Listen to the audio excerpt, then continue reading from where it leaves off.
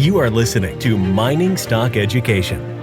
I see a lot of projects in the West now, like gold or some other metal might be the one that drives their, value, but the way they'd get permitted and the way they would reduce their cost of capital would be the security mineral like antimony. Thank you for tuning in to Mining Stock Education. I'm your host, Bill Powers, chatting today for our quarterly check-in with Joe Mazumdar of Exploration Insights.com. Joe, welcome back onto the show. You just returned from Africa, so I appreciate you coming on the show again to discuss quarterly what's going on in the mining sector, particularly for investors. Let's start off with Barrick. They're talking about potentially redomiciling to the U.S. What is your take on this, and what would be the impact on the sector? We've been losing in Canada a lot of companies either through M&A, and then because of Canadian policies on ownership by the Chinese, which Barrick is one of them. They might feel a little bit more inhibited in terms of what they do. And it's not so much a listing, as I found out, as where your management's domiciled, what they can do. And so given, Barrick's, ownership by some Chinese entities and potentially things they want to do in the future, they don't want to get questioned and they don't want to get sanctioned or something like that and be prevented from doing deals. It gives them just flexibility. And they're not saying that right now there's a deal pending, but, there might be. Who knows? They're having problems in Mali. It might be a transaction where they're thinking, okay, let's just sell it to the Chinese. Hang on a second. We might not be able to if we're domiciled there. I'm just talking out of the other side of my mouth here, but I'm just saying that this might be a setup for something else as well. Like you're anticipating issues in the future and in current, because again, when they had their new chairman come in originally prior to Bristow, he was big into bringing the Chinese into Barrick and doing joint ventures with them. Now I think they realize most of the capital is in China still, but now moving to the Middle East. And you could see how they're changing which projects they look at with respect to cost of capital. Even though these are riskier jurisdictions like Pakistan, where they're building Reko Diq, they're going with a lot of Middle Eastern money there. And maybe in some parts of Africa, they might want to use a lot more Chinese money as well. But if they're domiciled in Canada, that might be problematic. They're expanding Lumwana. If they want to do something bigger in Zambia, where's that capital going to come from? Could come from the Middle East, could come from China. The more competitive tension you have with respect to assets, the better. But if you're sort of left out of just saying these guys and not those guys, that might be more problematic. If I'm domiciled in Canada, then maybe I get ahead of it and re-domicile out. So do you think that causes the Canadian government to reflect a little if Barrick wants out? Do you think it'll implement change policy? Yeah, I think we have to. Given what's happening with the new U.S. administration, we got to take another look at our own handcuffs that we're presenting in for our own companies. Because if we can't depend on the U.S. anymore, then we're going to have Canada. It's going to have more people they can partner with. They're going to have to get back with the Chinese. They're going to have to look at more exports to India, to Europe and other places, and having more of a, let's just say, a grown-up attitude globally in terms of how we deal with it, as opposed to just being, the protected little brother off another country. So Perpetua had their permit issued by the Forestry Service in the U.S., the Stibnite Gold project. And my question for you is, whenever I am presented with a forestry, needing approval from the forestry in the States, usually it's like, I don't know if I even want to bother with that. So I was surprised that the Forestry Service actually issued their permit. But because of the large antimony component of this deposit, do you think that was the primary catalyst for why they approved this permit? What's your take on this and how it impacts the U.S. mining sector? So the Stibnite project was called something else, I believe, before that. And then when they started noting the interest in the antimony, and this was several years ago, I remember going to a precious metals summit, moderating a session there, and then Midas Gold came in, and the CEO at the time, she was talking about how, she was just basically talking about antimony. She wasn't even talking about gold. And I thought, wow, that's interesting. And you flip the switch there. And this has been building. And this is one of the companies that had momentum under both administrations. So it had momentum under the critical mineral policies of the Biden administration, because it was announced, the Export-Import Bank, of a letter of intent for up to $1.8 billion, when they didn't even need that much, just for a metal that they considered a byproduct. It wasn't even the main revenue driver of the project, the antimony. But I see a lot of projects in the West now, like gold or some other metal might be the one that drives their, value, but the way they'd get permitted and the way they would reduce their cost of capital would be the security mineral, or metal like antimony. And that's a big change in terms of, I don't think the Trump administration is going to be doing a lot of the DOD and DOE deals on critical minerals, because they're sort of like not into critical minerals and not into electric vehicles. He wants to reduce the amount of money going into EV infrastructure as well. So it's not a critical mineral thing, but it is a security mineral. So if you look at the Venn diagram between that, some of these ones are both. Antimony is definitely one of those. Some of the heavy rare earths are in there as well. Now, gallium, germanium, anything that the Chinese restrict exports on definitely becomes a security mineral automatically, almost. And antimony's up there. And so I agree with you that before there wasn't that much of a connection between you having a critical mineral and the DOD or the DOE offering you a letter of intent and you ever getting permitted. You could just ask a lot of base metal projects in Minnesota. That didn't change anything. But now, I think this happened under the Biden administration. The permitting was going much faster for a project like Stibnite, and then it just went right into the current administration. And now that the state is controlling all those smaller permits, they're also accelerating the way that those permits are put out. So this project has, debt potentially from the Export-Import Bank. They raised, I think, $30 million at the end of last year. So they got lower cost of capital. They got the permit. They got probably more than $1 billion upfront capital project that they got to build. But the first pre-feasibility study on that project, I remember I've been down there a couple of times, was in December 2014. So this is, almost a decade after that. And that's how long this has taken. But I agree with you that some of that is being driven by the antimony. And it was a Superfund cleanup site, right? If I recall correctly. Yes, it is. And that's because there was an old mine there. I mean, but again, it makes sense for somebody to clean it up and do it the right way, but everybody was against that. And I think what the company's putting forward is the best way to, treat all the liabilities that have been sitting there for a long time and brought that disdain for mining in originally. But this project would eventually, divert the river, which goes through an open pit right now, and put it in a better footing. So I think it's positive, just even in terms of environmentally, what they're going to end up doing for that salmon river.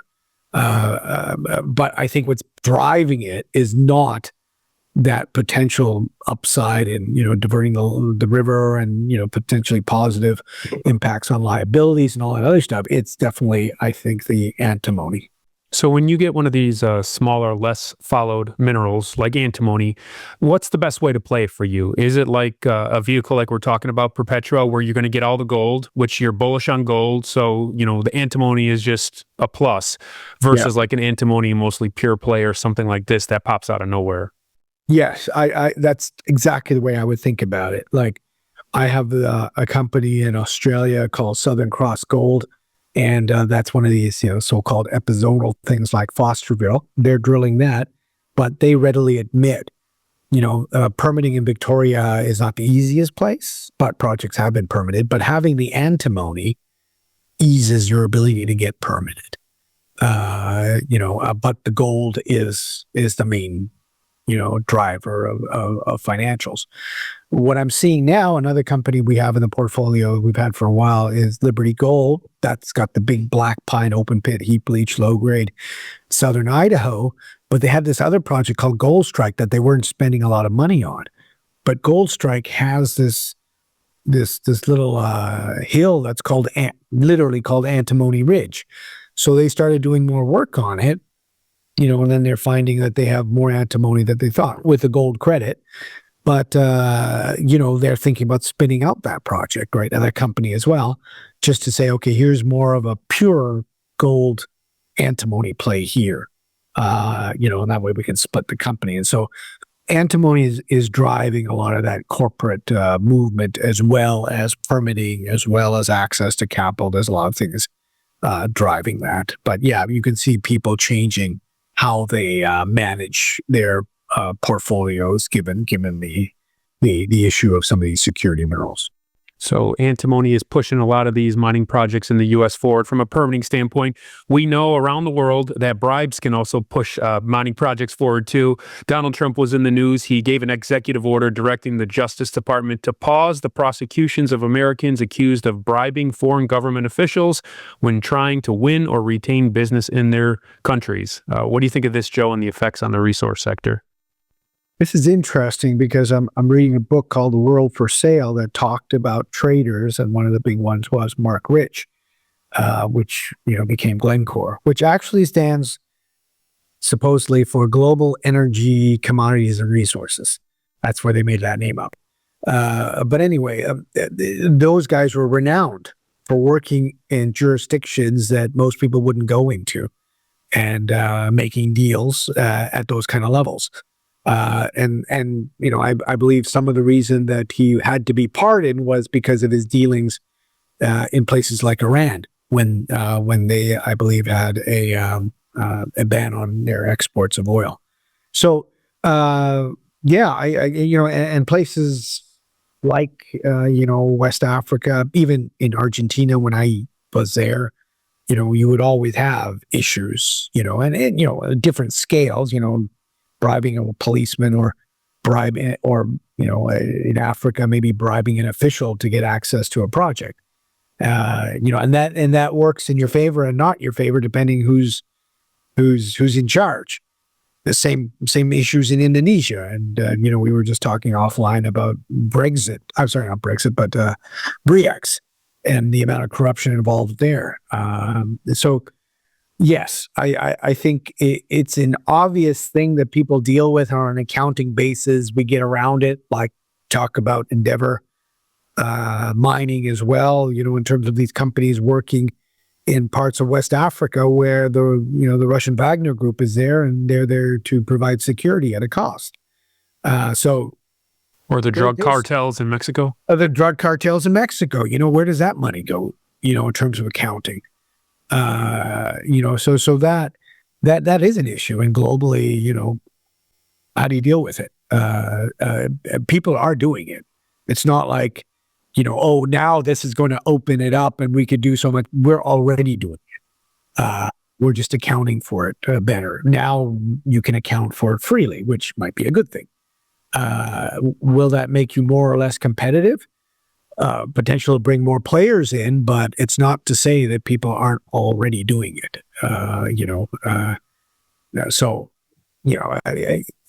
Level playing field potentially. When we talk about corruption, we were talking about this offline as well. We love to talk about the corruption in these emerging markets in third world countries, but as well, we know that there's significant corruption in first world countries that we don't really talk about, but it's sort of like whitewashed, and that's never an issue. Politicians are paid through book deals, Netflix deals, paid directorships on NGOs. And there's a lot of ways where you can pay off your politicians. Exactly. Or build them an airport in a place that nobody uses just so they can use it. Whatever. I mean, there's a bit of that everywhere. So for people to go around and just say, oh, it's only in these parts of the world, it's not. Or just manifest differently. So does this make North American capital more competitive in a place like Africa when it comes to mining, do you think? Yeah, the thing is that on an equity basis, I don't know if that changes anything. So the cost of capital on an equity basis for North American investments is very high. And so this is something, interlacing with my trip to Africa was a bit about these companies that are listed on the TSX or in North America, whether it's an OTC, New York Stock Exchange, what have you. The North American investors, like, they'll just turn off Africa, the whole continent. They won't be nuanced about this place, that place, nothing. They won't do anything there.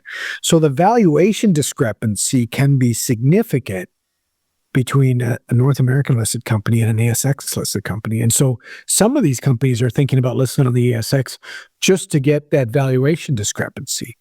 And so with the ability, let's say, to wantonly bribe and account for it, I don't know if that's going to change the cost of capital any for these companies. It'll just mean that you can operate, but the people that are going to give you the money are still going to take a pound of flesh. And so where would they earmark that on their quarterlies? Community relations? Like, if it's going to go on the books now, like, where do you put that? The social license to operate? How about that? Okay, there you go. And so security funding, if you're paying Wagner off, securing title, if you're paying a politician to get that block of ground. Legal fees? Legal fees. A little bit of both. Put it in various categories. If the guy's a lawyer, put it down as legal fees. Yeah. So makes sense. Yeah, there's plenty of things you can do, and I'm not sure if they're that worried about it. Mm-mm. But yeah, it should be interesting. But I don't know if it changes much in terms of the valuations or cost of capital for these companies operating in some of these jurisdictions.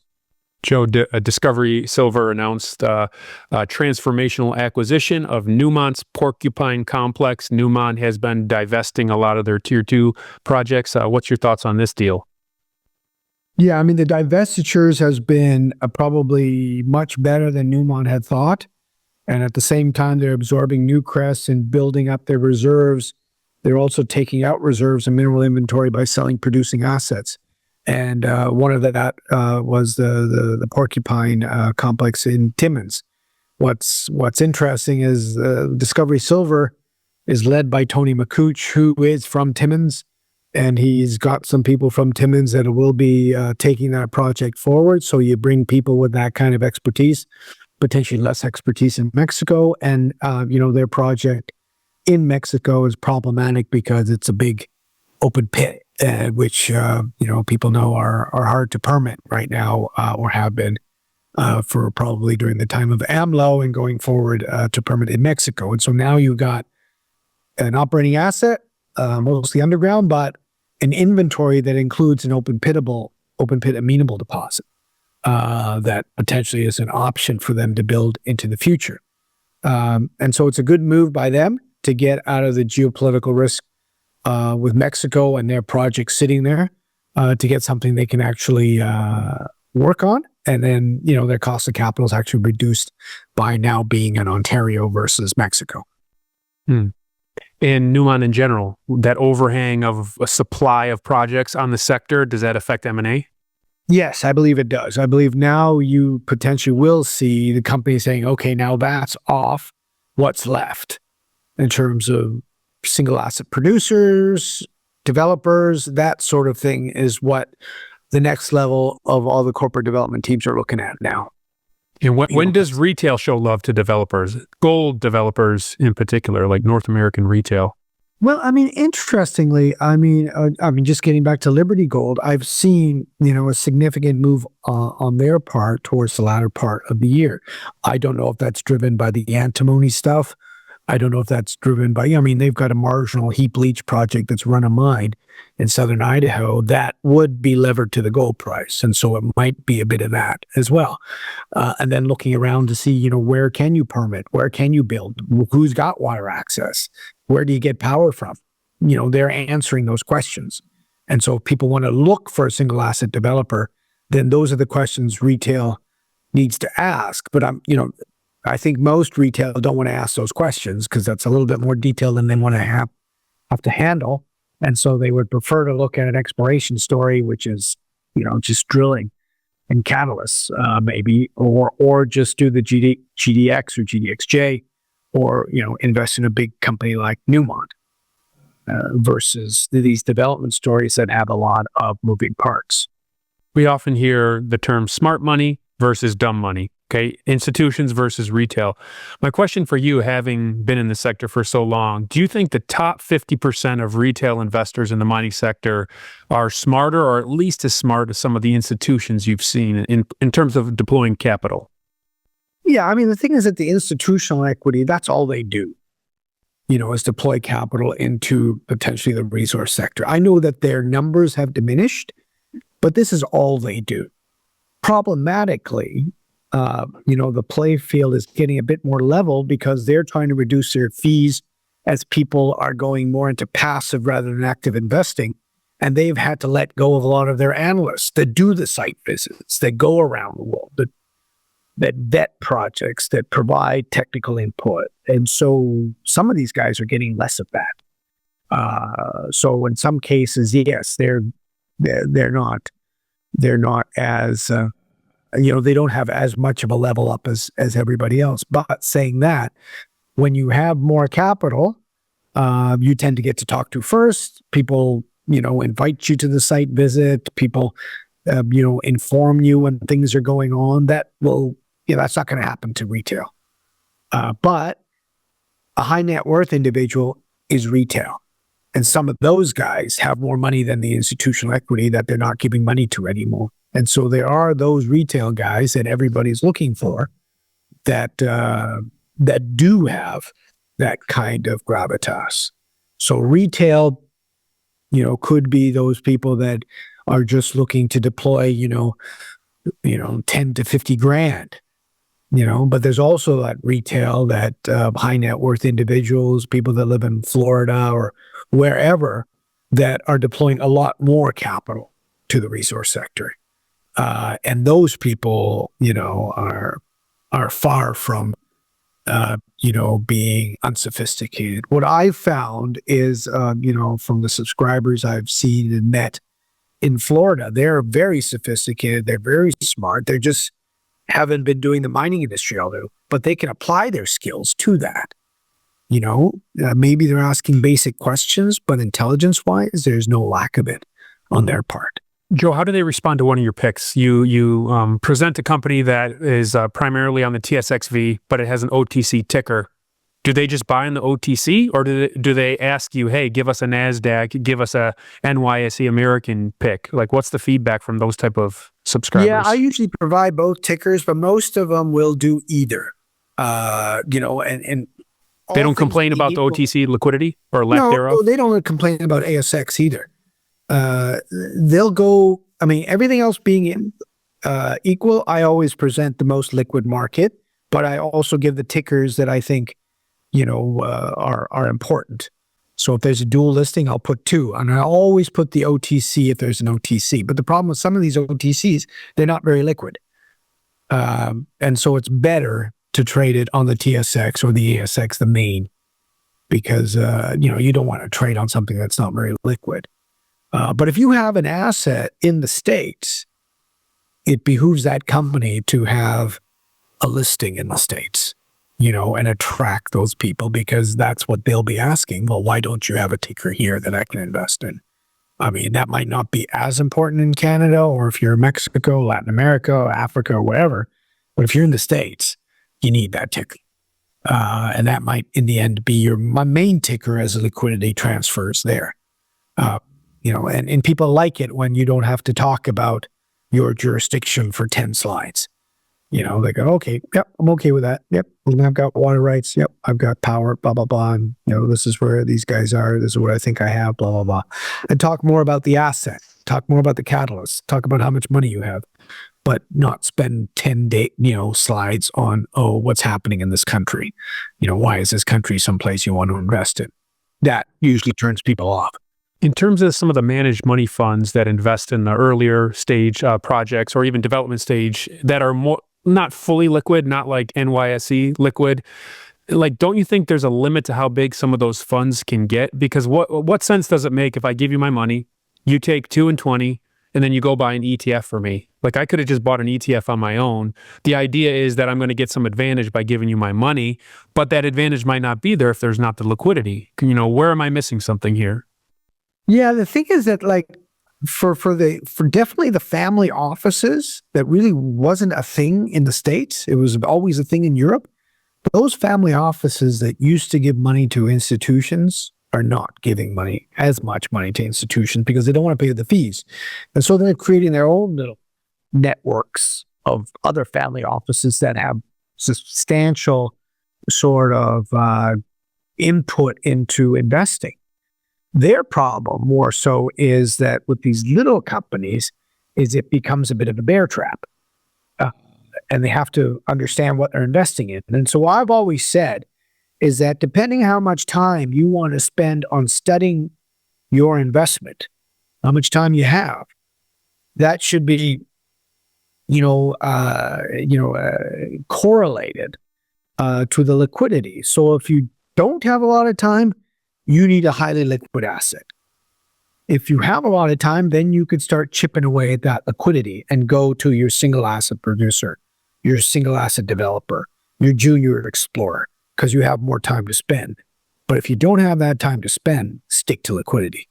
In terms of what these institutional equity guys are offering at their fees, if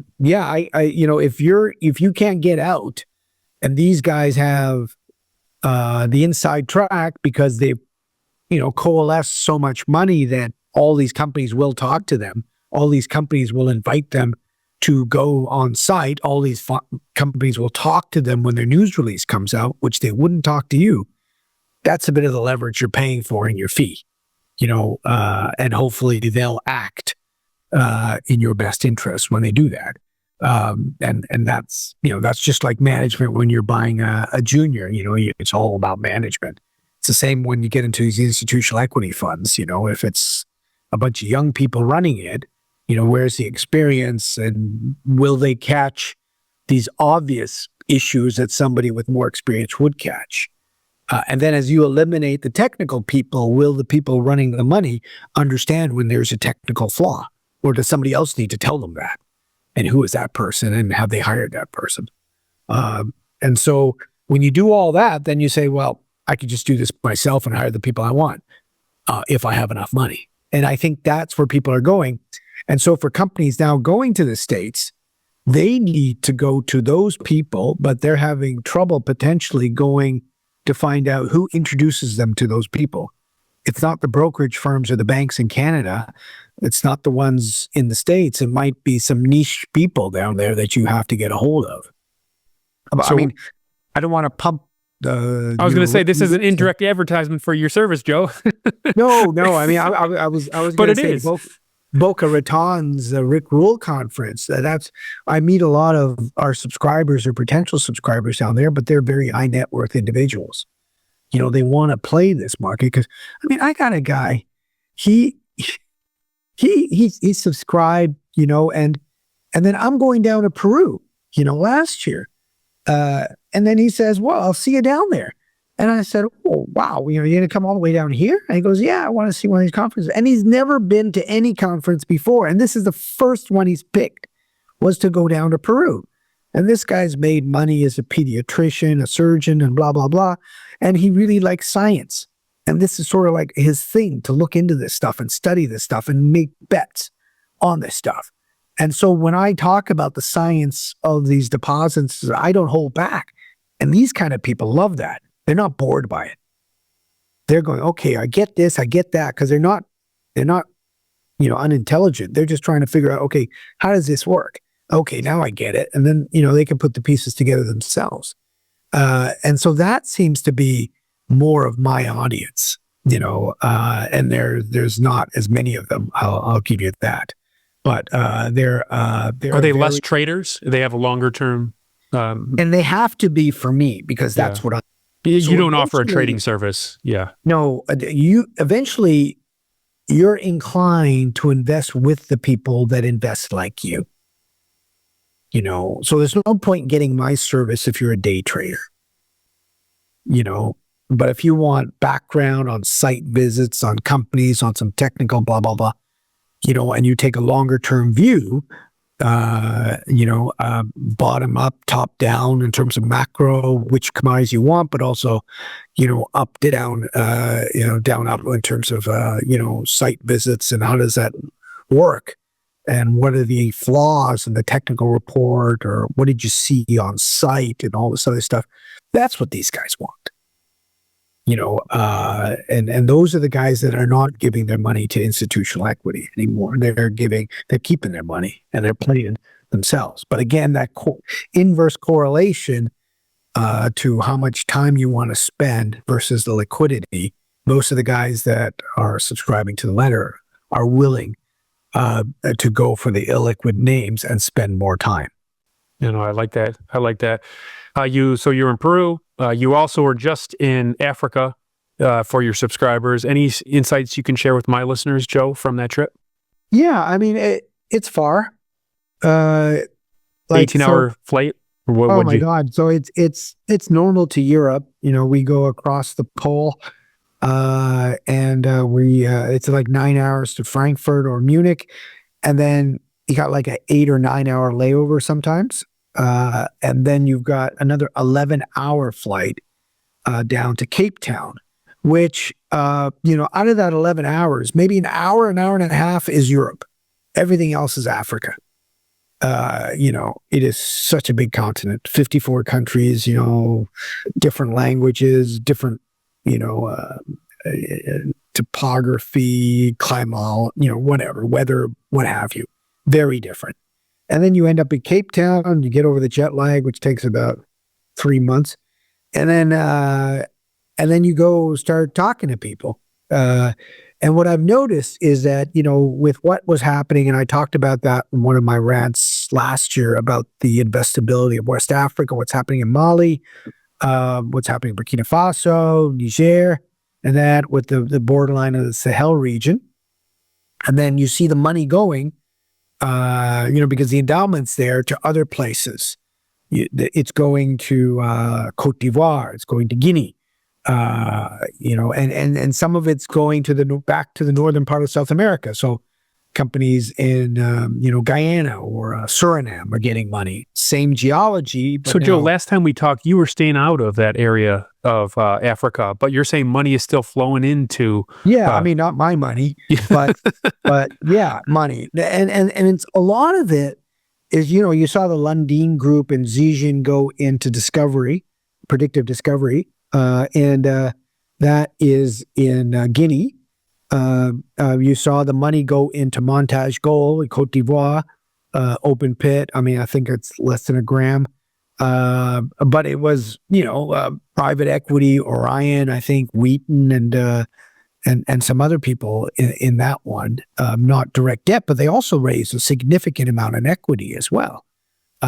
So, there is money out there for those projects. And then also there's companies that are listed on TSX that don't get the same kind of love as if you were listed on the ASX. And so there are companies out there that are listed in Canada or North America that are now looking for an ASX listing, because when they try to explain West Africa to ASX investors, they don't have to. They've already got 3 or 4 other companies that are operating there. You don't have to talk to them about that. So there is that other issue. There's one, the security, the terrorism, the creeping nationalism, Mali and Barrick are still negotiating. But then the other layer is, negotiating at gunpoint, Joe. Yeah. But I mean, it's also the risk is in the eye of the beholder. And so some of these ASX guys that have made a lot of money off of ASX listed West African plays are willing to play it again. But that's not the case for North America, because a lot of these guys have never made that money in that part of the world because they've never invested there. And there's a, whatever good reason for them not to do that. So jurisdictionally, that's a conversation they're not willing to have. And I've got subscribers like that. They just go, I don't care. If it's Africa, I'm not going to touch it. Not even distinguishing between, let's say, some place like Namibia to a place like Mali. Very different. What's happening in Zambia, Lumwana being expanded. You've got First Quantum expanding their smelter and everything like that. You got Vendata expanding and getting back into Konkola. Chinese investments all through the Central African Copper Belt. I mean, there's not a lot of Western companies that want to go to the DRC, but there are a lot that will go into Zambia. So the DRC is more China and the Middle East playground, but a lot of Western companies won't play there. Well, Joe, thank you for sharing those insights. Your website is explorationinsights.com. Listeners, you can find free articles there and education that Joe offers at that website. And if you need a more guided service like Joe talked about today, you can find more about his subscription there. Joe, really appreciate your insights, and I'll bring you back on the show in about 3 months. Great. Thank you very much.